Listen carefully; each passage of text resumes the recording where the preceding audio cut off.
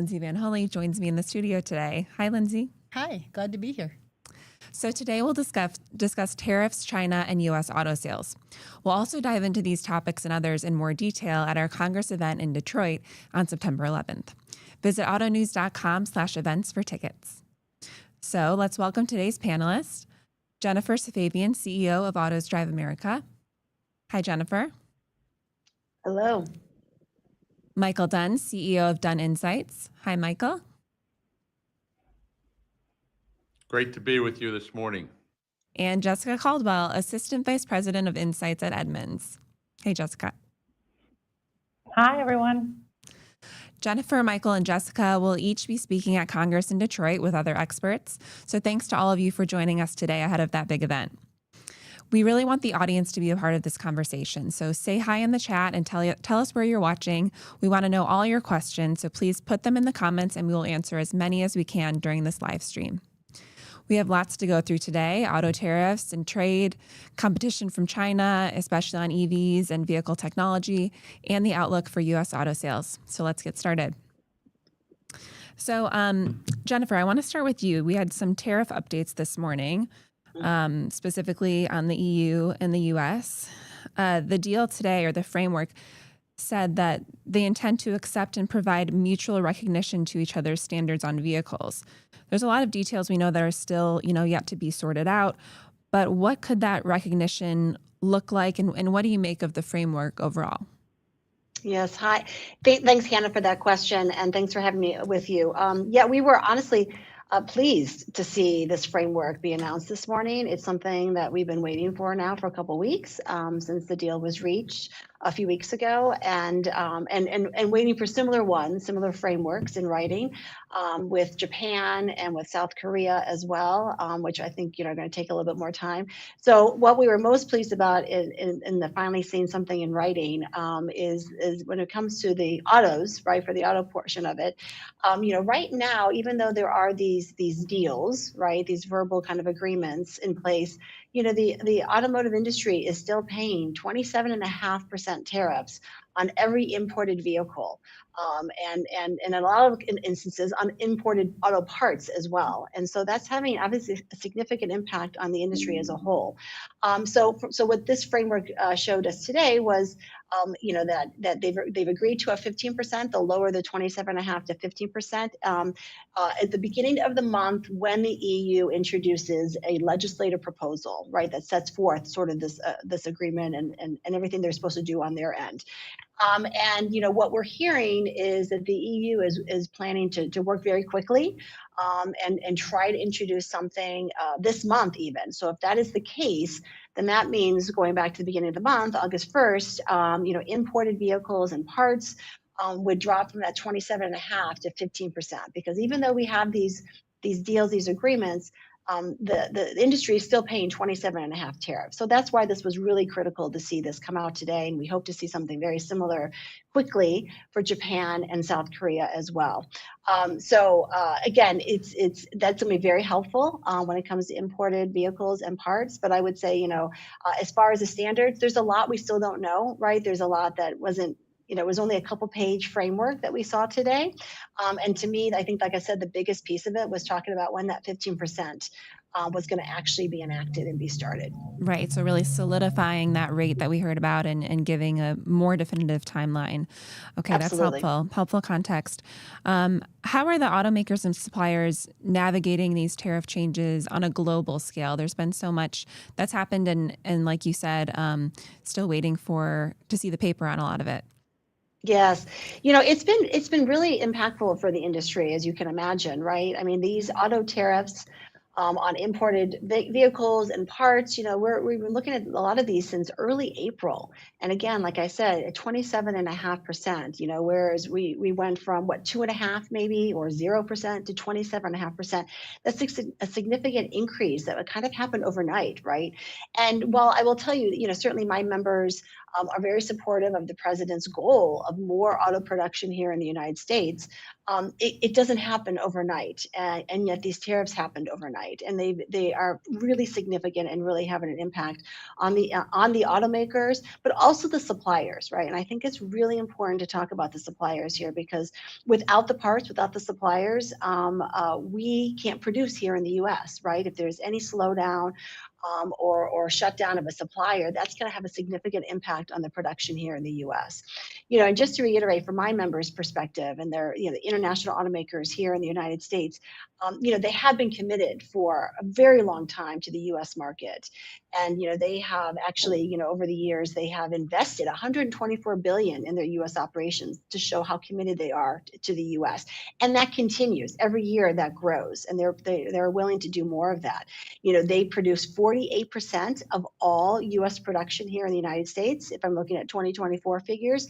So that's nearly half of all production is done by international automakers. And they have 31 facilities across the United States. So they're very committed, and they're continuing to build out facilities and continuing to retool their facilities. But that all takes time, right? And it takes investment.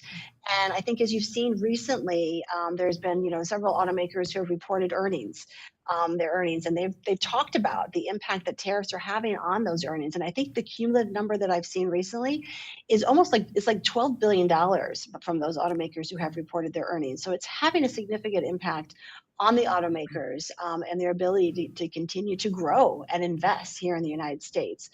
So I would say, they continue to look for relief, from assistance when it comes to all of this. Again, they're willing to do more investment, more production here in the U.S. And you can't move suppliers overnight. There's a lot of things that just take some time. And I think that that's kind of, one of the talking points and messages that we try to really relay is they're doing a lot. They want to do more, but it takes some time to do that.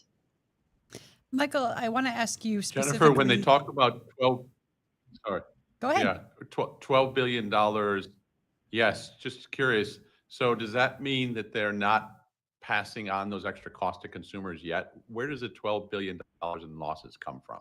Yeah, well, obviously I can't speak for the individual automakers and how they came up with those numbers, but I can just speak to generally, that's the impact that's having on their earnings. And I think I think everyone has probably seen, there's certainly been numerous articles written about this, that you're not necessarily seeing the increased tariff costs that they're having to pay, right, be applied to the MSRP rate of a vehicle yet, right? We're not really seeing that yet, but we're seeing it in other ways. And I think it might just be a matter of time before we start seeing more that have to be passed on the consumer, right? Because these billions in dollars that they're having to pay in the tariffs, it's not sustainable. It's not something that they can continue to do on their own. Yeah. Well, interestingly enough, just on this topic, I just looked at MSRPs. So I looked at what all the MSRPs were on August 15th compared to March 15th. And do you know what the actual increase was across the entire industry? It was less than 1%. It was 0.8% across the industry. And then, there are some, of course, that are going to see higher, higher price increases just because maybe they're redesigned or they're new or, they have more of a 2026 model year. So you see some of those type of things. But when you actually look at kind of from an aggregate standpoint, what you're saying is right. It hasn't moved, but is that really sustainable in this industry? Probably not. You can't continue to lose billions of dollars every quarter. It just can't happen. Michael, I want to ask you specifically about China. We understand that the two countries have agreed to extend the deadline by 90 days. What should we expect, by September when we have our live Congress event in Detroit? Can you break down kind of the latest on what's happening with tariffs in China right now? All right, big picture, the United States has basically put up this giant billboard and said, Chinese cars not welcome here. I mean, currently the tariff rates on imports from China range from 125% all the way up to 147%. And when I talk to Chinese automakers, they say, we get it. We're not welcome in the United States, at least not exporting from China. But China, meanwhile, has trained its sights on virtually every other market in the world. So they have massive overcapacity at home, price wars at home. No one's making money. So they're shipping this year, on track to ship more than 6 million cars to over 100 countries worldwide. Australia, UK, up to 10% market share there. EU as a whole, over 5% overnight. So we're seeing the tsunami of Chinese cars flooding into markets everywhere except the United States. And one wonders, how long can the U.S. hold that fortress, hold off the Chinese? That's the question. How are the tariffs in China affecting, the rest of the global auto industry now? And, how might they in the event that a trade deal ultimately is reached? If we see a trade deal, and who knows what shape that's going to take, but potentially I look for, between the United States and China, not a reduction of the tariffs on imports from China, but rather some deal where the Chinese agree to invest in manufacturing here in the United States, potentially in a joint venture, just as China told foreign automakers when they went into the Chinese market, you want access to the market, you need to invest in manufacture here. Look for the US to borrow from that playbook, keep tariffs high, but invite the Chinese potentially to invest here in the US. So we know, that China has been very strong in vehicle technology, and they're a big competitor to the U.S. They're far ahead of the U.S. when it comes to vehicle technology and EVs and software-defined vehicles. Michael, what has set China apart there, and what should we expect moving forward in the next few years? They're really emerging as a dominant force along two dimensions. The first is they utterly control batteries and battery supply chains. Just to give you a couple numbers, China produces 70% of the world's batteries for electric cars, and they control 90% of the refining of the minerals that go into the manufacture of the battery cells. So those are some serious choke points. The world is dependent on China for batteries. But a second and less well-known advantage they have is in technology, as you say. So in the last 5 years, we've seen the emergence of companies like XPeng, NIO, most recently Xiaomi. These are billionaire founders who made their money in technology and have now entered the auto industry and say, oh yeah, we know all about over-the-air updates and software. We know how to start from scratch with a software-defined vehicle. They move very quickly with advanced technology, and this is what's keeping people up at night in Wolfsburg and Nagoya and Detroit. These new Chinese automakers are really advanced when it comes to technology and batteries. Yeah, I know we covered that a lot for rare earths and tariffs and limited export. So a lot of reliance on China for sure. Jessica, from your perspective, are the consumers noticing that the Chinese vehicles are high tech, and are they wanting that, or are they not really in that sphere yet to notice what's happening abroad? I don't think they're noticing quite yet, but I mean, I will say I did a lot of traveling this summer, and particularly in Australia, BYDs are everywhere. You would think that is one of the most popular car brands in the world. If you look around, the Sharks are like a very hot ticket there. So it is weird to see other countries in which the Chinese manufacturers have come so hard in, and yet we see none of those vehicles here, obviously. And I think from the consumer standpoint, I mean, I think maybe they're interested. I mean, you have to be someone that probably is more into cars. I'd say the average consumer, a lot of times people just buy the same exact car that they've already owned. So it's not necessarily, a thing where they're looking out to see what is. But I think there's curiosity. We know that there's affordability issues here in the United States. They hear Chinese vehicles are cheaper. How do we get a vehicle with better technology that I can actually afford now? So I think that there is probably some interest. I wouldn't say it's overwhelming, because there is so much happening, I would say, in the auto space in this market to think about even as a consumer right now. Jessica, how is trade uncertainty overall impacting U.S. vehicle sales so far, through the first half and into the third quarter? Well, I mean, it's been really interesting. I think when the news of the tariffs were coming out, I think we all probably remember those like splashy headlines of people predicting car prices by the summer will be up 10,000. I think I saw one for 25,000. I was like, that's an impact. So, if you're just an average person out there thinking, oh, I need a car in the next few months, I would probably panic. So we did see sales higher during that time period where people thought, oh, it's now or never, I have to go buy a car. I may not want to, but I'm just going to go do it. And then we saw sort of a pullback afterwards because it felt like the demand was pulled ahead. And then last month we saw sales be pretty good because I think people are not seeing those price increases necessarily materialize that they thought that they were. They thought they'd be priced out of the market. They're not necessarily seeing that.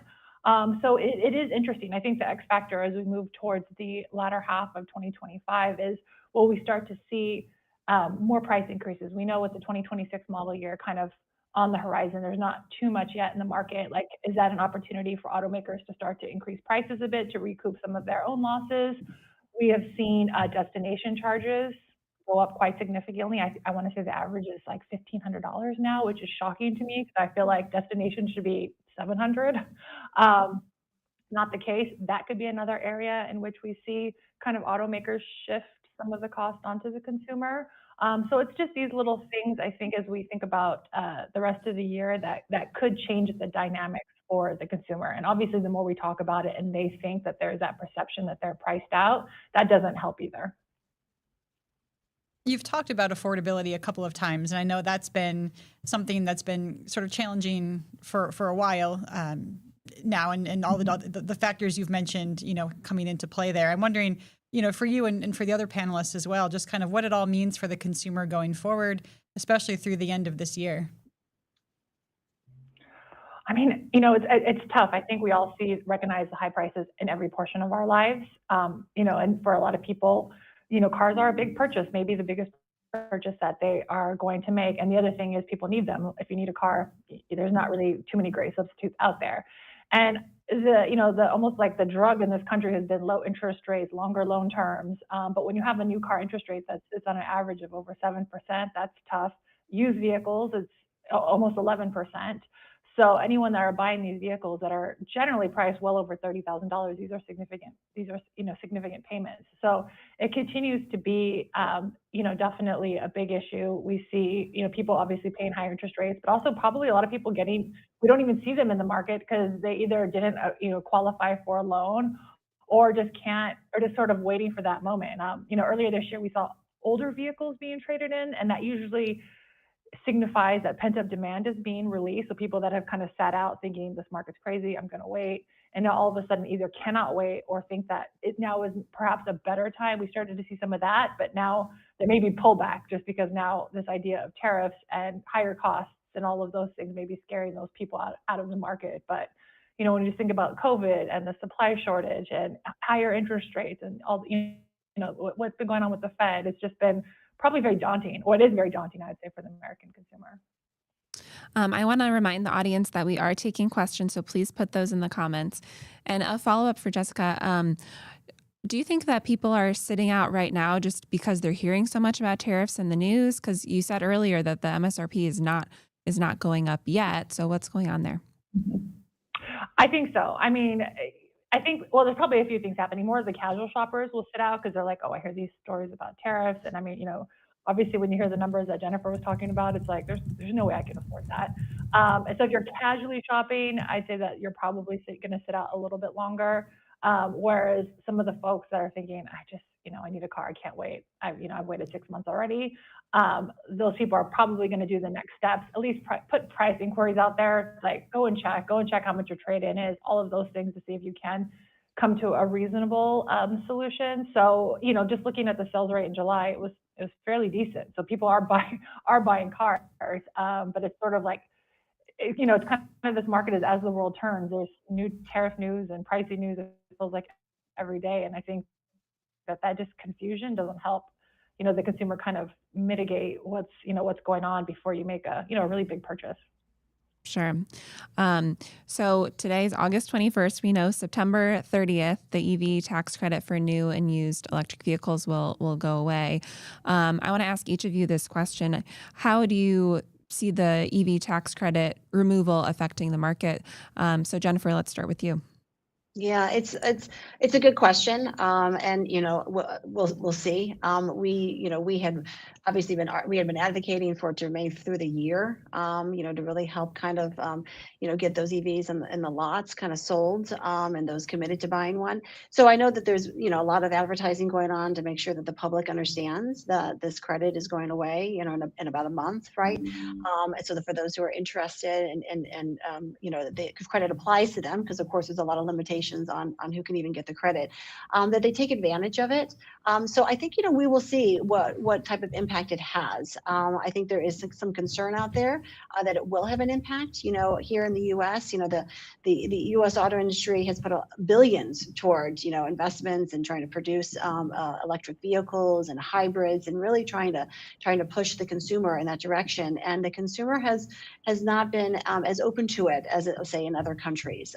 So we've had a little bit of spikes over the last couple of years, and then it flattens out. So the incentive certainly helped, I think, get those consumers who might be interested or willing to try to do so. So there is concern that without that additional incentive and assistance, that we might see a further decline in those sales. Sure. Michael, thoughts on that? From a global perspective, it's interesting to step back and look at what's happening around the world.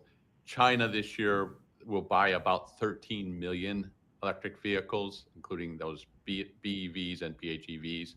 Europe, about 4 million.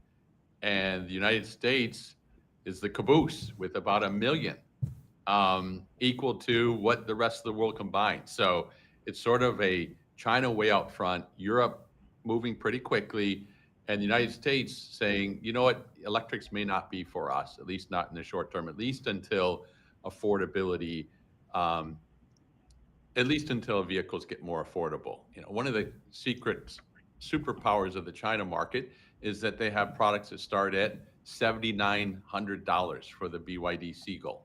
They have half of the vehicles that BYD sells in China are priced under $25,000. So as Jessica mentioned earlier about affordability, oh my goodness, in the United States, $50,000 is the average price of a new car. China would love to slide in here with a bevy of products that are at $25,000, $30,000, $35,000 if they could. Yeah, great point. And Jessica? Yeah, I mean, the $7,500 tax credit is big, especially when you look at leasing. Because if you look at new vehicle leasing for EVs, the penetration rate for leases is about 70%. And you look at the rest of the market, take out EVs, it's less than 20%. So that clearly shows that people, they see, because a lot of Americans, they shop on monthly payments. I know we shouldn't, but a lot of people do that. They're like, how much can I afford per month?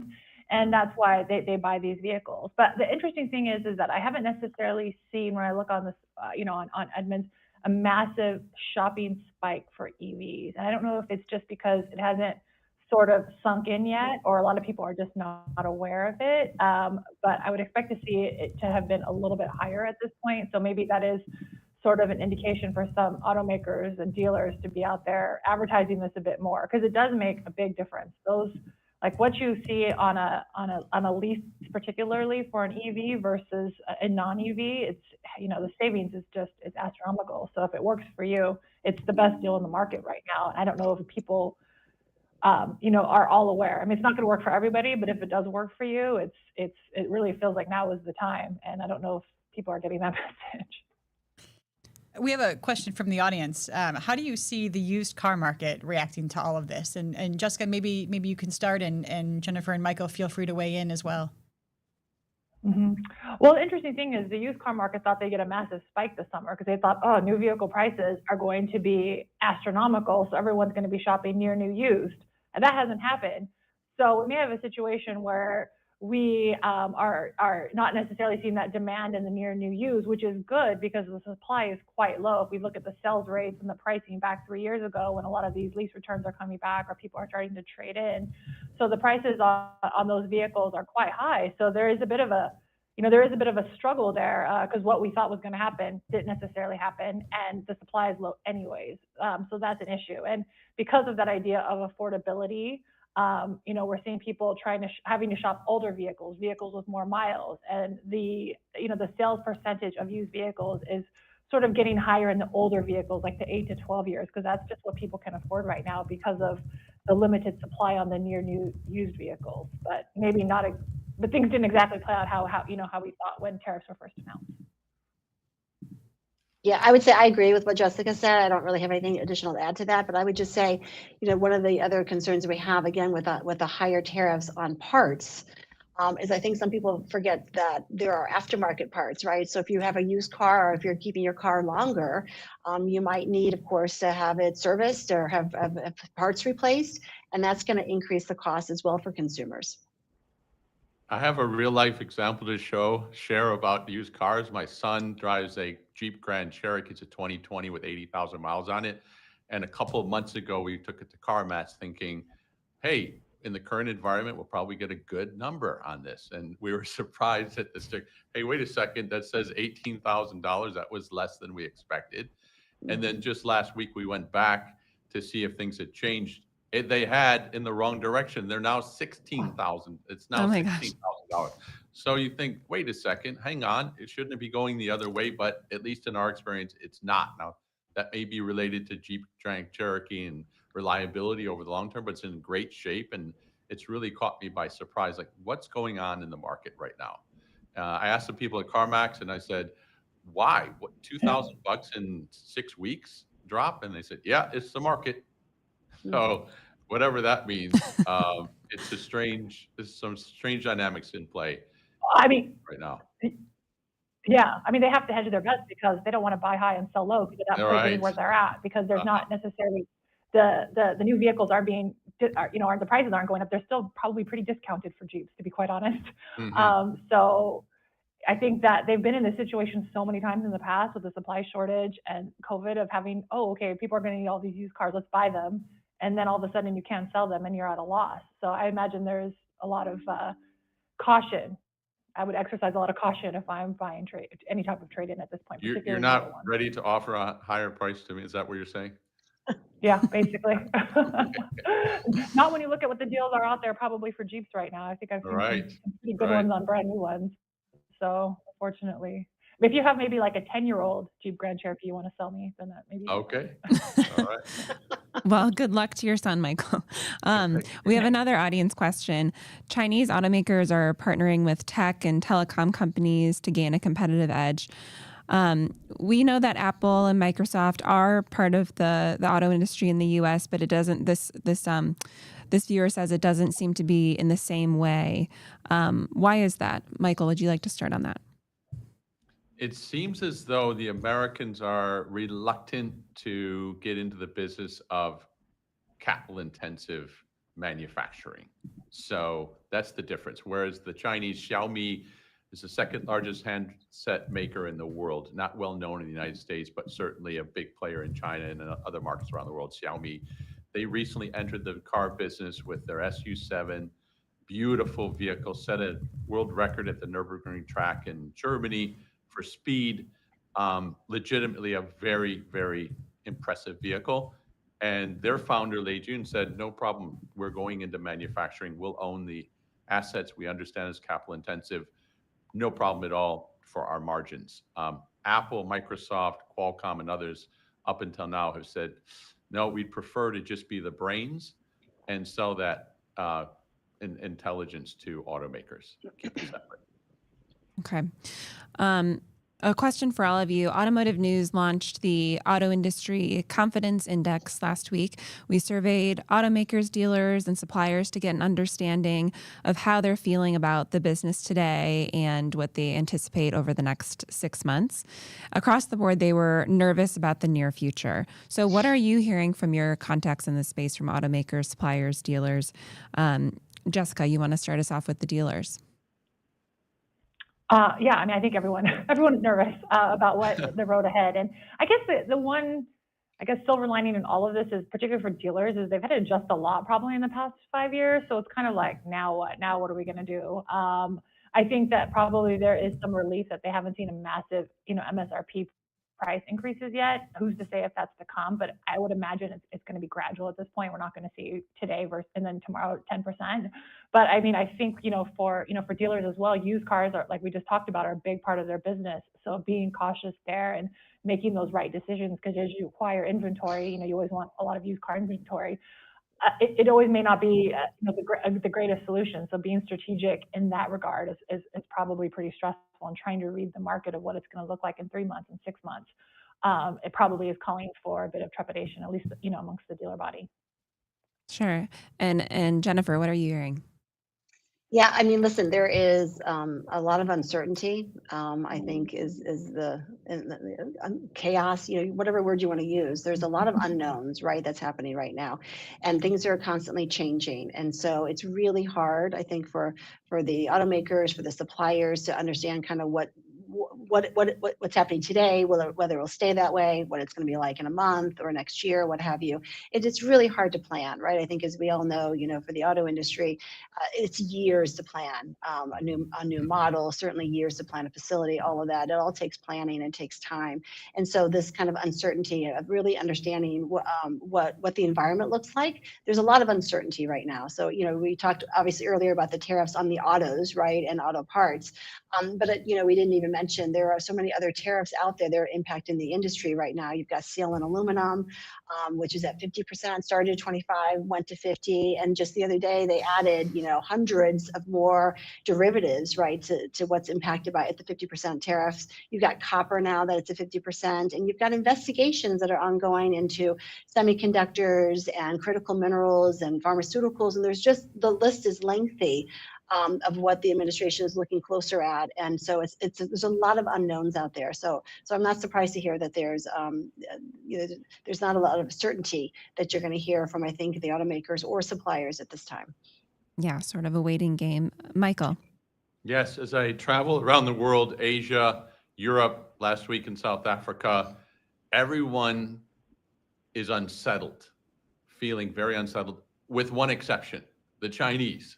They feel more confident than ever. They say we have the scale, the supply chains, the speed, the technology, the lower cost, 25 to 30% lower cost, and they're winning in markets across in every time, Middle East, Africa, Southeast Asia, South America, Brazil, Mexico.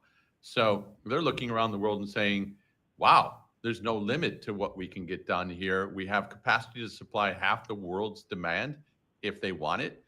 And that really frightens everyone else. And no one has an answer. How do we compete with this machine that can manufacture cars at such low cost? And the companies are motivated to move out of China, where they're not making money, into new markets. So when I go to Mexico, Australia, you mentioned, Jessica, South Africa was an example, Spain, UK, the Chinese are flooding in and taking shares from the Japanese, from the Koreans, from the Europeans, and from the Americans. And for us here in the United States, we're sort of on an island, battening down the hatches. We've got the tariffs in place, but that'll only be short term. What's our solution? Jim Farley this month, of course, announced, a new Model T moment. We have to find a way to compete with the Chinese. They're taking efforts, they're taking strides to do so, but there's a lot of work to do to close the gap with the Chinese. Yeah, the long-term implications of all of this will be really interesting, and I'm hoping that we get into more of that in September in Detroit. Lindsay, do you have one more question? I do, and it rolls in a question that came in from the audience as well, and it's really looking at just the near-term outlook. If we think about through the rest of this year, what's the outlook look like, for automakers, for tier 1 and tier 2 suppliers, for dealers, for consumers? When you look at the industry through the rest of this year, what do you see ahead? And Jennifer, do you want to start? Sure. So I would say, again, I think what they're looking for and hoping for is some certainty, right? If they have a better sense of kind of what the environment looks like when it comes to these tariffs and with our trading partners and our allies and what that ultimately is gonna end up looking like. I think that goes a long way. That's true for suppliers as is for automakers. I think if they have more certainty or better understanding of kind of what the expectations are, I think they can adjust. But I think right now it's like I said previously, there's just a lot of uncertainty. So it's really hard to determine kind of which way to turn and how to approach this. Michael? Can I pass on this question? It's such a tough one. What's the outlook through the end of the year? Just roll with it. Understand that things are going to change weekly, daily, hourly. It's our new reality, and it's so hard to tell what's around the corner. Yes.